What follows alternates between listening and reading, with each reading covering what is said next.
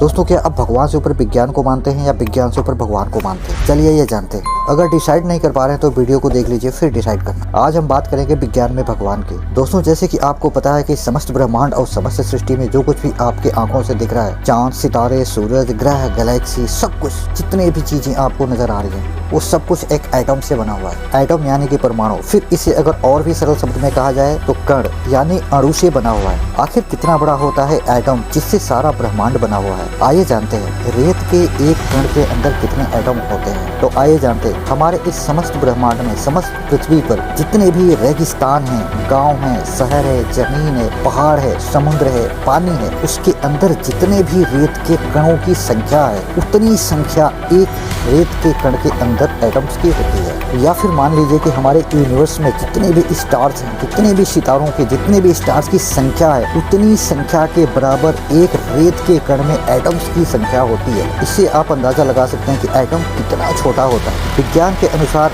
रेत के एक कण में 50 काउंट्रिलियन एटम होते हैं, जो कि 1 मीटर का 10 अरबवां हिस्सा है। और इसे नैनोमीटर में अगर नापते हैं तो 1.0 × 10⁻⁻10 मीटर। दोस्तों और ये एटम भी अपना अकेले का नहीं होता, और ये भी 3 सब एटॉमिक पार्टिकल से मिलकर बना होता है, जिसे कहते हैं इलेक्ट्रॉन, प्रोटॉन और न्यूट्रॉन। ये इलेक्ट्रॉन, प्रोटॉन और न्यूट्रॉन से मिलकर बना होता है। और अब ये इलेक्ट्रॉन, प्रोटॉन, न्यूट्रॉन जिस फंडामेंटल पार्टिकल से बने होते हैं वो क्या है, उसके बारे में जानते हैं। वो होता है क्वार्क एंड लेप्टॉन। लेकिन इन सब मास वाली चीजों को आपस में जोड़ने के लिए, मास का मतलब होता है एरिया, क्षेत्रफल, भार, वजन, डायमीटर, इन सब मास वाली चीजों को आपस में जोड़ने के लिए प्रकृति के अंदर मूल रूप से 4 प्रकार के बल काम करते हैं, जिन्हें हम 4 फोर्सेस ऑफ द नेचर कहते हैं। जो कि पहला होता है ग्रेविटेशनल फोर्स, दूसरा होता है इलेक्ट्रोमैग्नेटिक फोर्स, तीसरा होता है स्ट्रॉन्ग न्यूक्लियर फोर्स और चौथा होता है वीक न्यूक्लियर फोर्स। इन 4 फोर्सों के वजूद के लिए जो पार्टिकल्स रिस्पॉन्सिबल है, उस पार्टिकल्स को कहा जाता है बोसॉन्स। यानी कि इन बोसॉन्स की वजह से ही नेचर के 4 प्रकार के फोर्स काम करते हैं। अगर हम बोसॉन्स के फंडामेंटल पार्टिकल्स की बात करें तो वो है